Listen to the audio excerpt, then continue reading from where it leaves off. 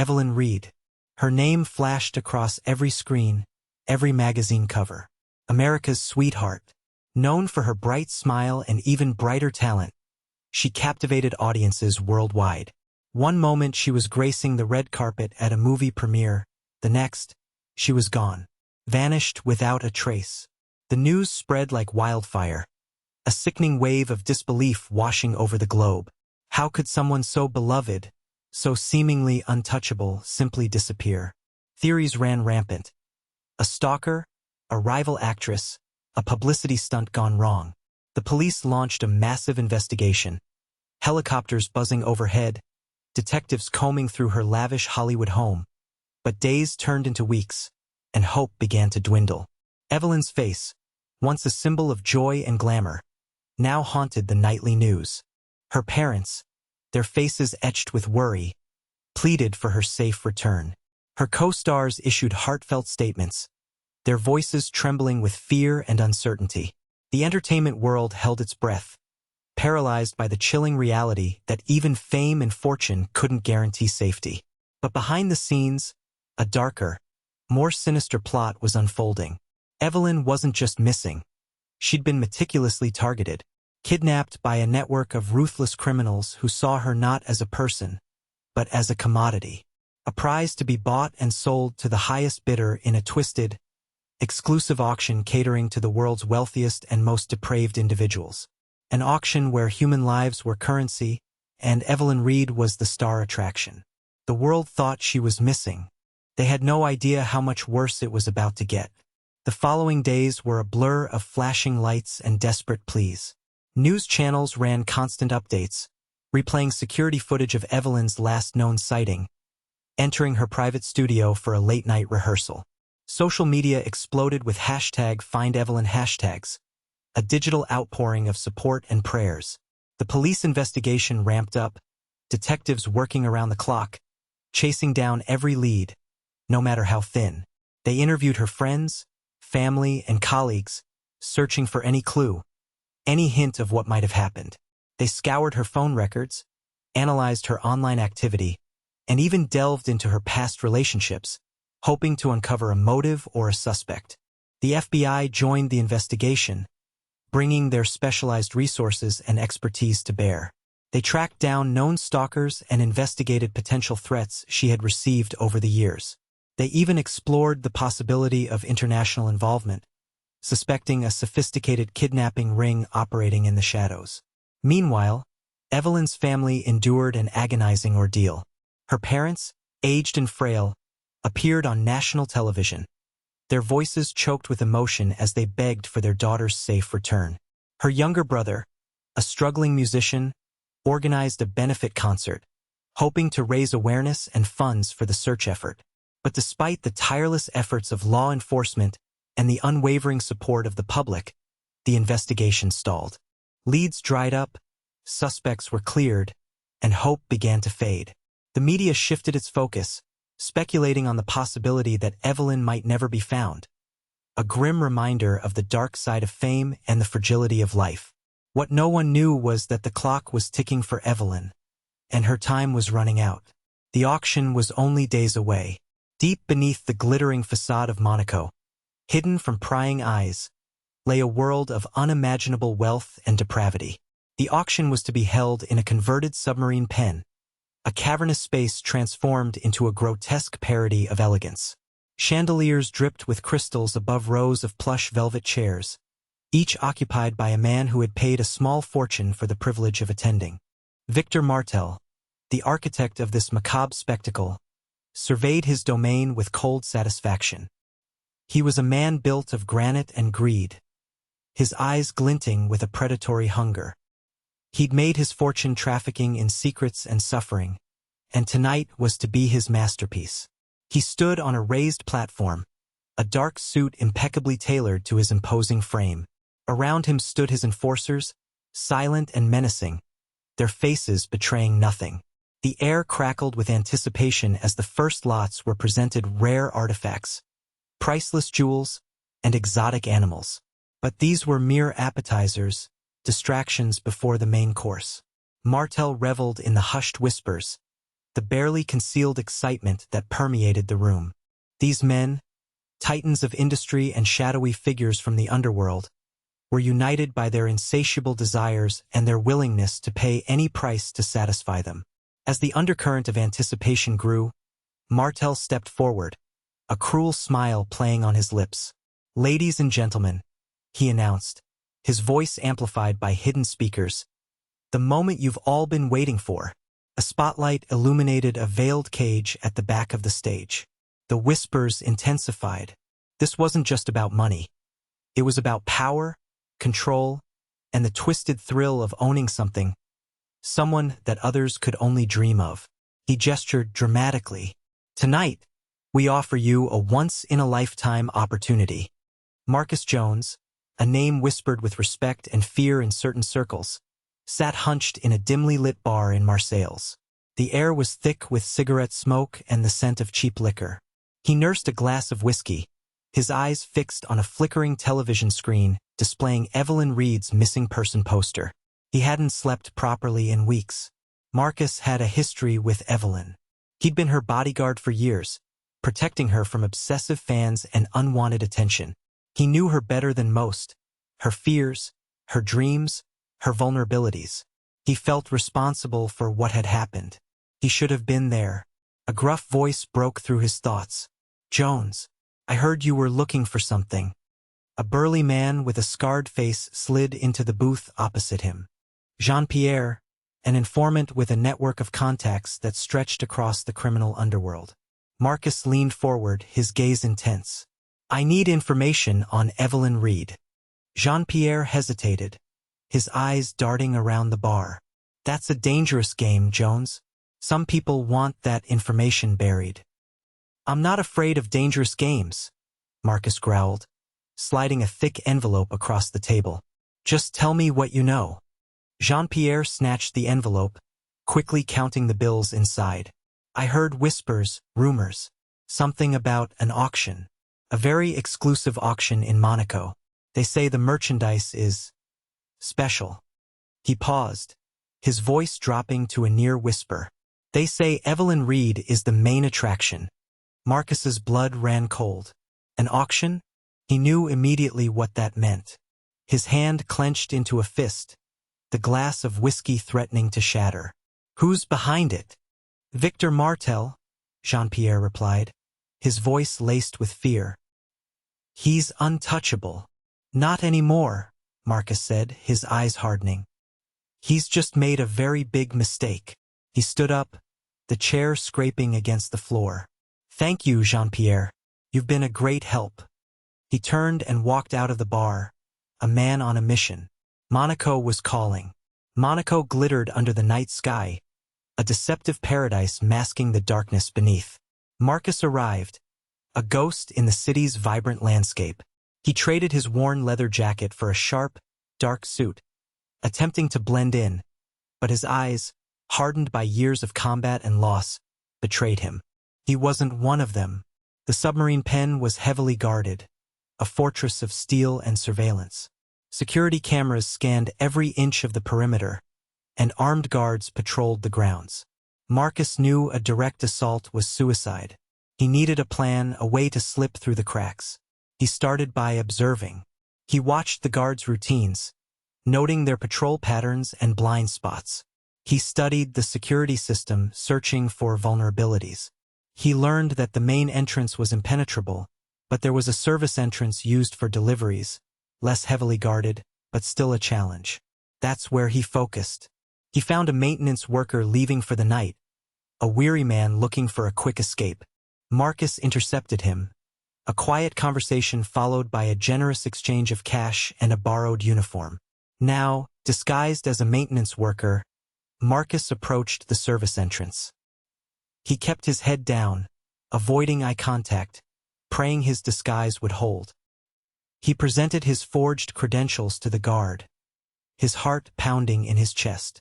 The guard scrutinized the documents, his eyes narrowed with suspicion. Time seemed to slow to a crawl. Finally, the guard handed back the credentials with a grunt. "Get to work," he said, waving Marcus through. Marcus breathed a sigh of relief. He was in. But the real challenge was just beginning. He was inside the lion's den, surrounded by enemies, and he had to find Evelyn before it was too late. He moved quickly, silently, melting into the shadows, a predator on the hunt. Inside, the opulent auction was in full swing. Marcus navigated the labyrinthine corridors, his senses on high alert. He could hear the murmur of voices, the clinking of glasses, the hushed tones of illicit deals being made. He knew he was getting closer. He rounded a corner and nearly collided with two guards patrolling the hallway. They eyed him with suspicion. "Hey you, what are you doing here?" one of them barked. Marcus froze, his mind racing. He needed to think fast. "Just checking the wiring," he mumbled, gesturing to a nearby junction box. Had a report of a flickering light. The guards exchanged glances, unconvinced. "Let's see your ID," the other guard demanded. Marcus knew he was out of time. He couldn't risk being discovered. In a flash, he moved. He grabbed the first guard, using his momentum to slam him against the wall, knocking him unconscious. The second guard barely had time to react before Marcus disarmed him, using the guard's own stun baton against him. The fight was brutal and efficient, over in seconds. Marcus dragged the bodies into a nearby storage closet, concealing them from view. He knew this wouldn't buy him much time, but it was enough. He continued his search, moving with renewed urgency. He followed the sound of the auctioneer's voice, his heart pounding with each step. He could almost feel Evelyn's presence, her fear, her desperation. He reached a set of double doors, heavily guarded. He could see the auction through a small window, the wealthy bidders, Victor Martel smirking on stage, and a veiled cage in the back. He knew Evelyn was in there. This was it, the moment of truth. He took a deep breath, steeling himself for what was to come. He was about to crash the party. Inside the auction hall, the atmosphere was thick with avarice and anticipation. The auctioneer, a slick man with a predatory smile, gestured towards the veiled cage.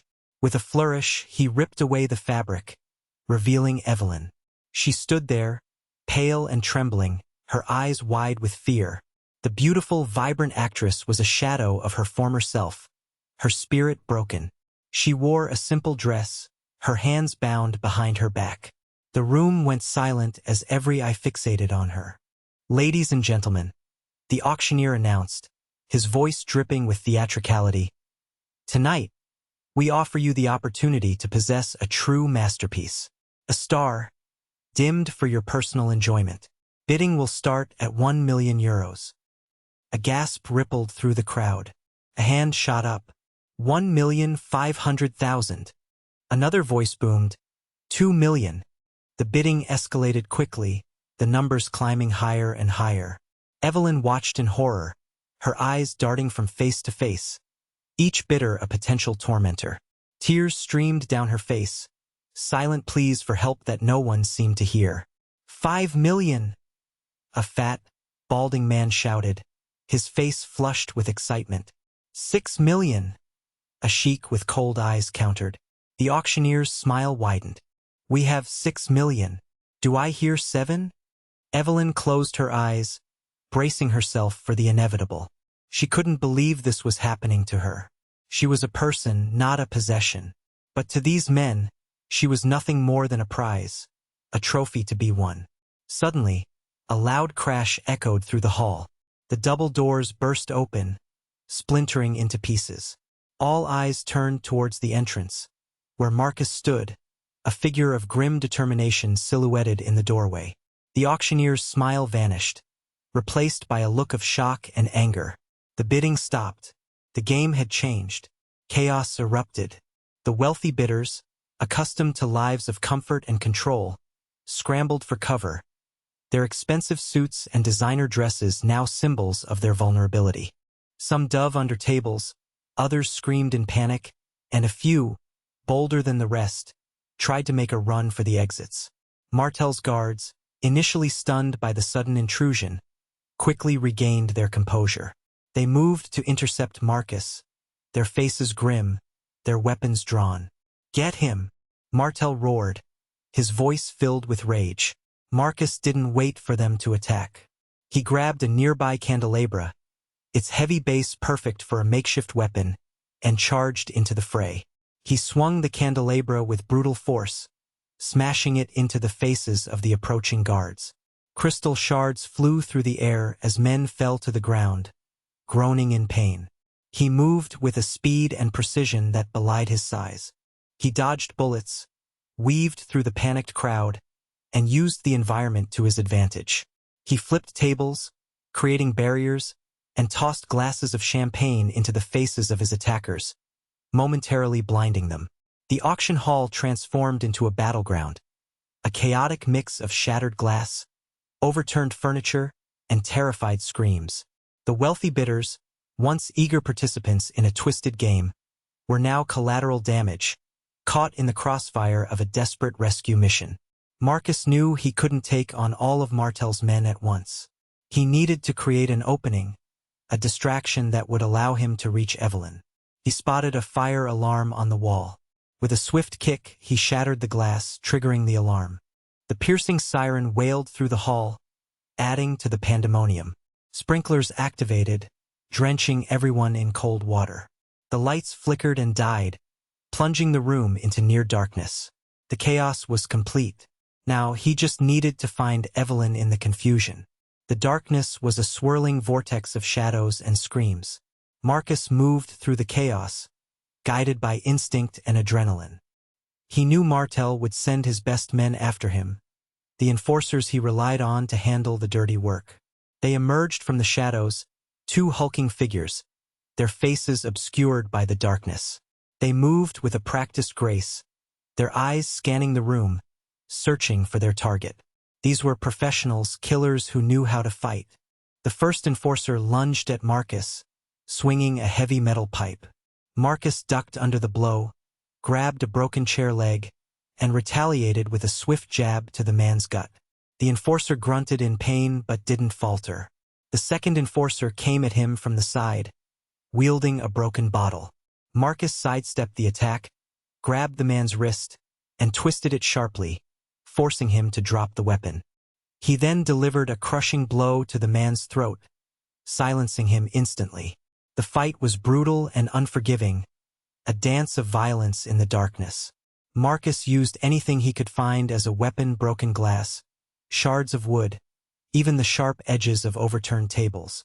He fought with a ferocity born of desperation, fueled by his determination to save Evelyn. The first enforcer, still recovering from the blow to his stomach, charged again. Marcus met him head-on, dodging his clumsy attacks and delivering a series of precise strikes to his pressure points. The enforcer stumbled backward, his eyes glazed over, before collapsing to the ground, unconscious. Marcus stood panting in the darkness, his body aching, his clothes torn and bloodied. He had taken down Martel's top enforcers, but he knew this was just the beginning. Martel himself was still out there, and he wouldn't let Evelyn go without a fight. In the midst of the pandemonium, Evelyn saw her chance. With her hands still bound, she stumbled out of the cage, navigating the chaotic scene with a newfound surge of hope. The darkness offered her a cloak of anonymity, a chance to disappear into the confusion.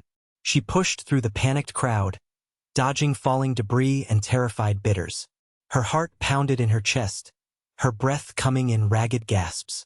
She could almost taste freedom, but her escape was short-lived. A strong hand grabbed her arm, yanking her back into the shadows. She cried out in fear, her hope turning to despair. It was Martel. His face, contorted with rage, loomed over her. "Trying to run, little bird?" he sneered, his grip tightening on her arm. "You're not going anywhere." He dragged her towards a side exit, away from the chaos, towards a more secluded part of the complex. He knew he had to get her out of the auction hall before Marcus reached them. Evelyn struggled against his grip, kicking and screaming, but her efforts were futile. Martel was too strong, too determined.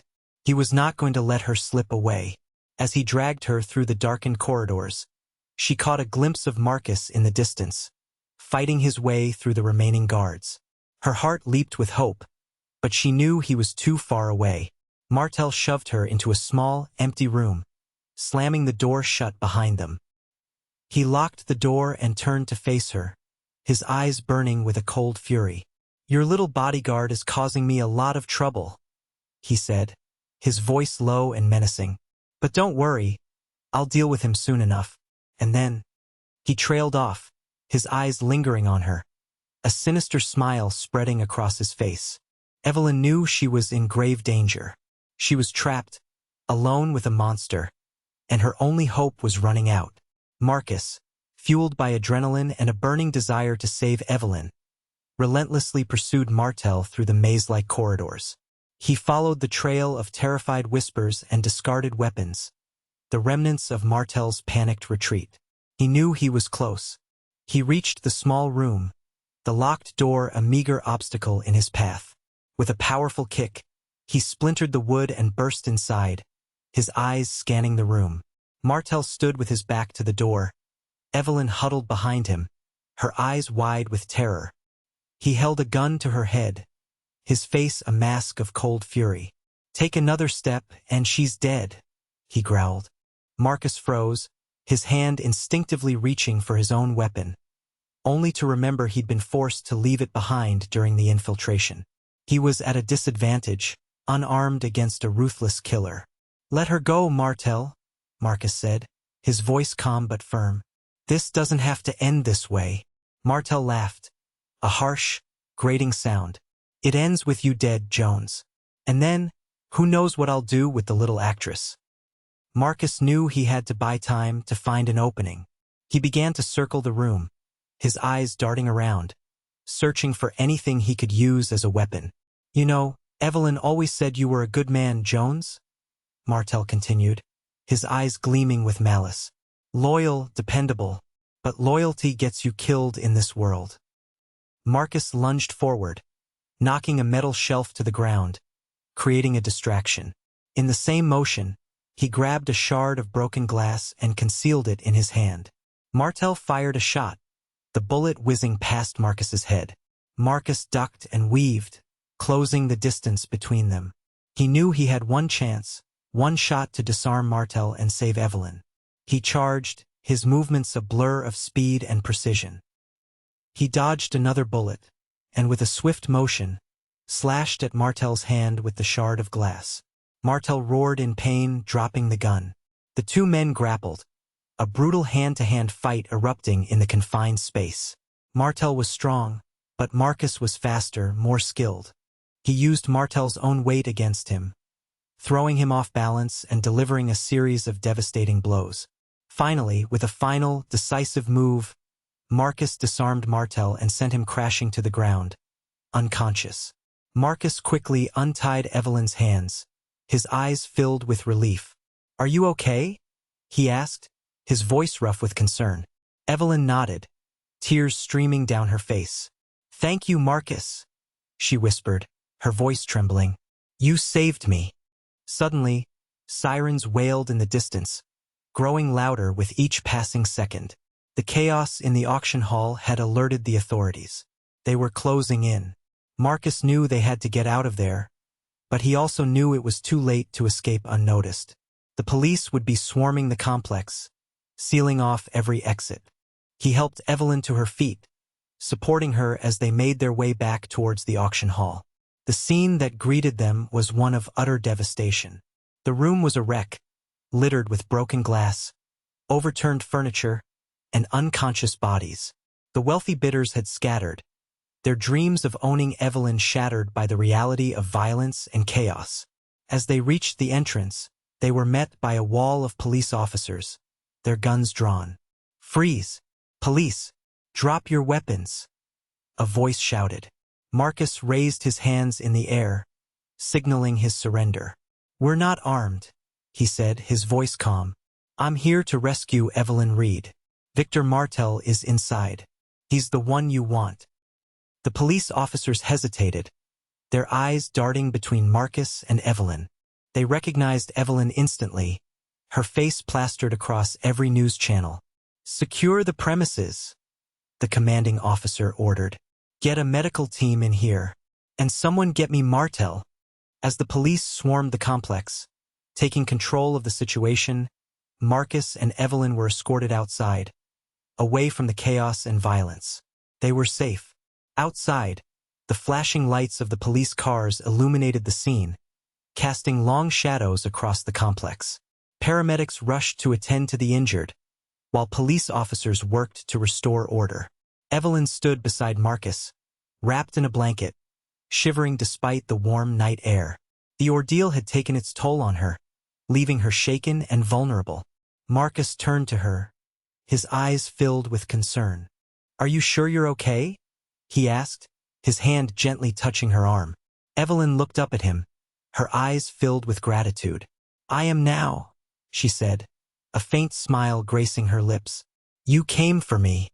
They stood in silence for a moment, the unspoken words hanging in the air between them. There was a connection there, a bond forged in the crucible of danger and desperation. It was more than just loyalty, more than just gratitude. It was something deeper, something that had been simmering beneath the surface for years.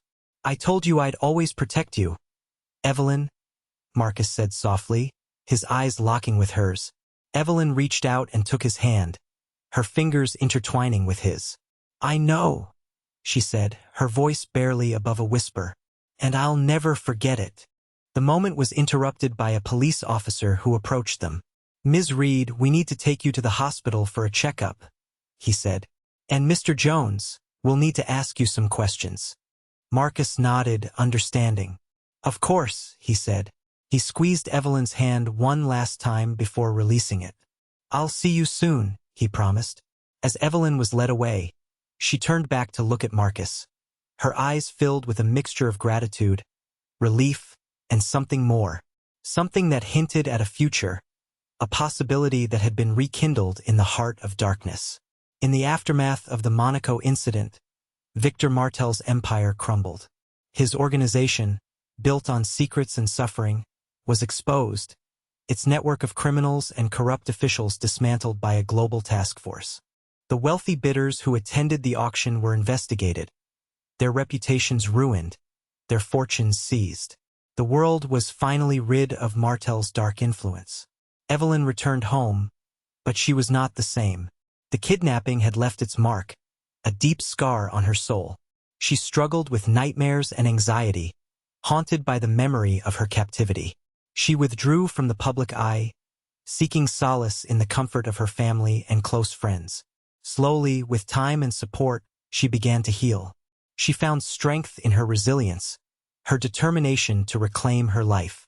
She started therapy, confronting her trauma and learning to cope with her fears. She reconnected with her passions, rediscovering the joy of acting, the power of storytelling. Marcus stayed close, a silent guardian watching over her from afar.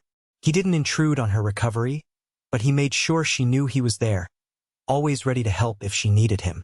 He understood her pain, her fear, her struggle to find her way back to the light. One day, months after the rescue, Evelyn reached out to him. She invited him to visit her at her secluded Malibu home. He arrived to find her standing on the beach, the ocean breeze whipping through her hair. She looked stronger, more confident, more like the Evelyn he remembered. "Thank you, Marcus," she said, her eyes shining with gratitude. "For everything." "You didn't need to thank me," he replied, his voice soft. "I would do anything for you." They stood in silence, watching the waves crash against the shore.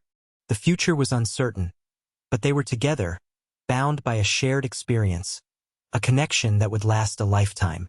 As the sun set over the horizon, painting the sky in hues of orange and gold, Evelyn turned to Marcus, a hopeful smile on her face.